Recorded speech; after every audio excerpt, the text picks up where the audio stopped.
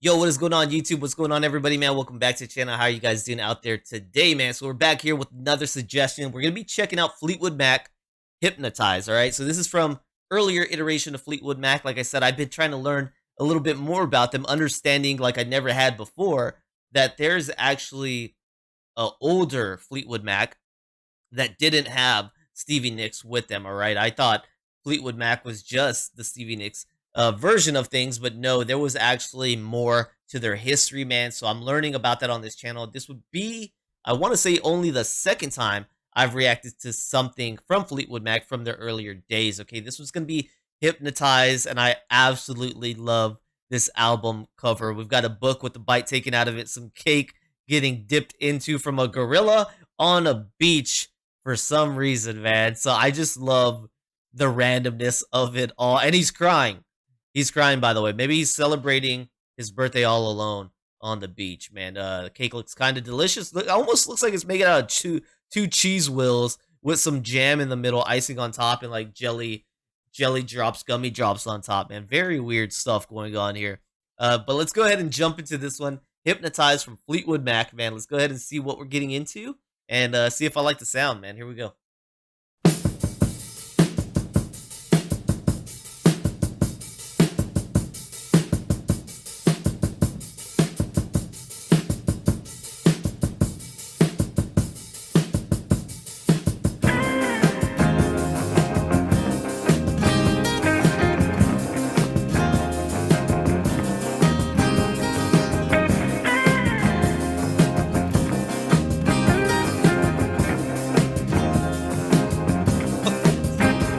Yes, the same kind of story that seems to come down from long ago. God, all these sounds are beautiful together. Two friends having coffee together when something flies by their window. It might be out on that lawn, which is wide at least half of a playing field. Wow, that drumming is amazing. Because there's no explaining what your imagination can make you see and feel. When your body wants nothing, you know you're hypnotized.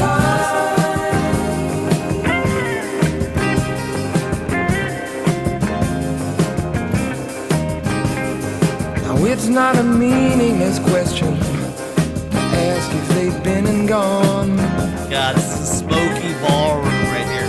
I remember a talk about North Carolina in a strange, strange poem.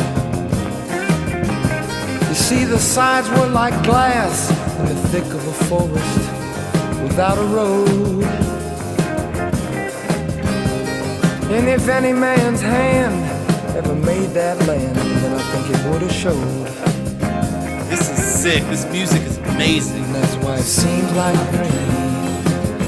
They got me hypnotized. Harmony, his voice on this gives me that smoky ballroom vibe. His voice. That's right.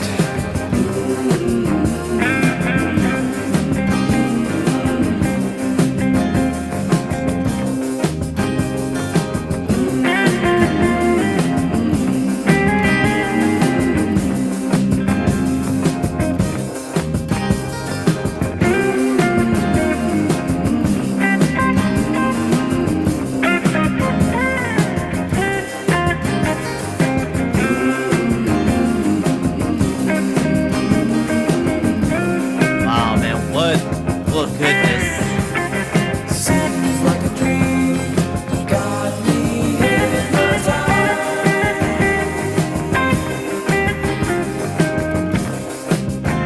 One of the best drum beats I've ever heard. They say there's a place down in Mexico where a man can fly over mountains and hills.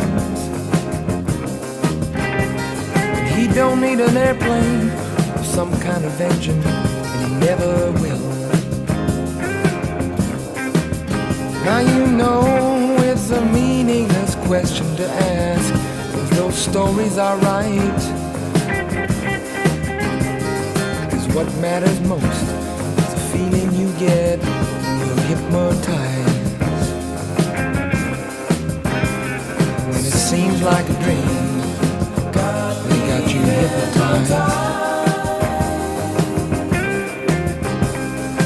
body means nothing. You're hypnotized. Damn. What a cool track. It seems like a dream. They got you hypnotized.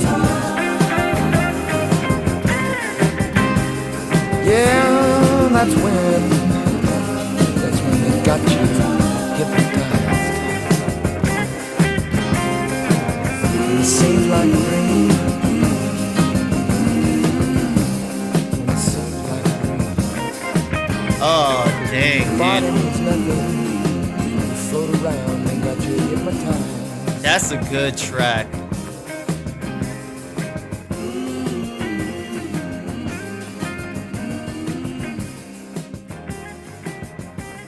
Ah, dude, that's a good track. I love that he didn't switch up the drum beat the whole time, because that thing, I mean, this song isn't as cool without that drum beat. It's not as cool with without all these elements. But I'm sorry, man, you take away that drum beat. Ah, man, that thing is killer, right? So I watch reactions from time to time about people covering artists that I like, right? So I watch a lot of Metallica ones, and somebody said it well. They listen to Metallica, and sometimes Metallica does more simple like rhythms and beats, and these people fall in love with them, right? And then sometimes Metallica pulls out like the heavy complexity, very technical, like guitar work that is very difficult and would be very difficult for the regular person to play. And they're like, I don't know, man, that just doesn't sit with me as well. Sometimes they much more like the simple rhythms than the complex ones. And that's where I was feeling this. Is like, sure, I've heard more complex drumming than this, man, on a way different scale, right? I'm talking, they got crazy. But it doesn't mean it was as satisfying to hear as this was, right? This is very satisfying, this drum beat that laid down for this rest of this track to be played on top of. I just couldn't get over how groovy that drum beat is, man. I haven't quite heard somebody play that beat before, so that was sick. Very good stuff. The song in total, though, tell me you guys got that smoky feel from this song, man. It's a very smoky vibe. This is guitar. This is cigar and martini type stuff, man, that I'm imagining in my head, right? Ah, man. Very, very cool, man. Very chill, very bluesy, very smoky jazz room type vibes. Solid track, Hypnotized right here. It sounded so good. His voice, the harmonies with it, the guitar work that was definitely played over this. Everything about this was perfect, man. Very good suggestion. All right, so let's learn a little bit about Hypnotized right here. On the American Songwriter, they say Hypnotized was a song about the possibility of a visit from alien life, from the album Mystery to Me. The song features an ethereal guitar part by then lead guitarist Bob Weston, with a great sound that wasn't easy to achieve in those days with the limited effects options guitar players had. With an intro propelled by 14 seconds of triplets on Mick Fleetwood's kick drum, the song was instantly recognizable, and there was plenty of time to turn up the radio before Welsh vocals began, man. Welsh answered FM's questions about the song on the fan-based website Fleetwood Mac, all right? What I remember about the Mystery to Me sessions is almost everything, so let me be selective. It was a cold winter, and we used the Rolling Stones mobile unit to record. There we go. I keep hearing about this. It's coming up more and more, that mobile unit, okay? I had to rewrite all of my songs because, for instance, Hypnotized was intended to be sung by Dave Walker, who was let go. There really is no nice way to say it, because although he was a great singer, we realized that he just stylistically didn't fit with Fleetwood Mac, all right? Those two guys in Pascagoula, Mississippi, Charles Hickson and Calvin Parker, had just reported on a major UFO encounter, and it was all over the TV for a while. Part of that went into Hypnotized. Mick copied my Maestro rhythm machine part for Hypno almost exactly.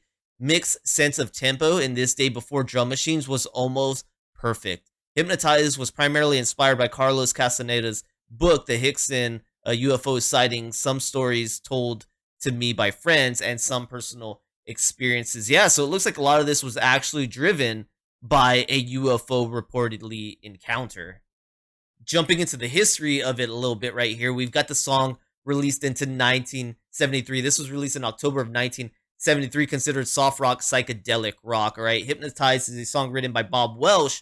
The song originally featured on Fleetwood Mac's 1973 album Mystery to Me.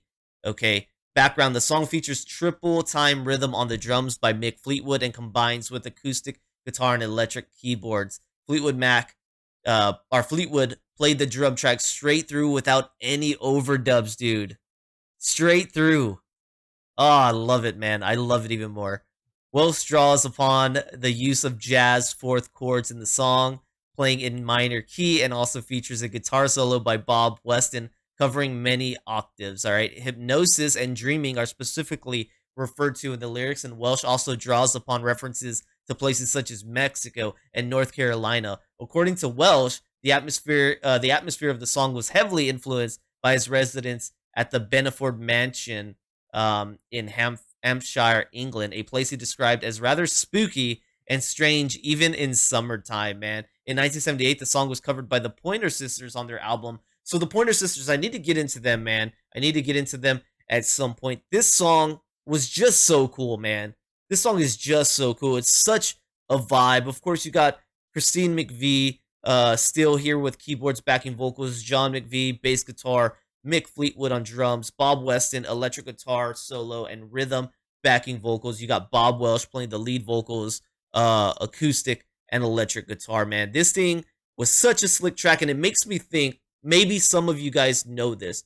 Does the current iteration of Fleetwood Mac, or at least any iteration of Fleetwood Mac post this period, maybe with Stevie Nicks on the vocals, do they ever cover any songs from the prior Fleetwood Mac? Are they allowed to? Do they have the rights to do that? This would be one I'm interested if they continue to play, because this thing, it would be a dang shame if this hasn't still been played in the world after 1970s. This thing is too good to let die. You know what I mean? You got to keep this playing, man, and you got to keep this going at live performances. I would hope that they still rock this out, man. This thing is so slick. A beautiful song, man.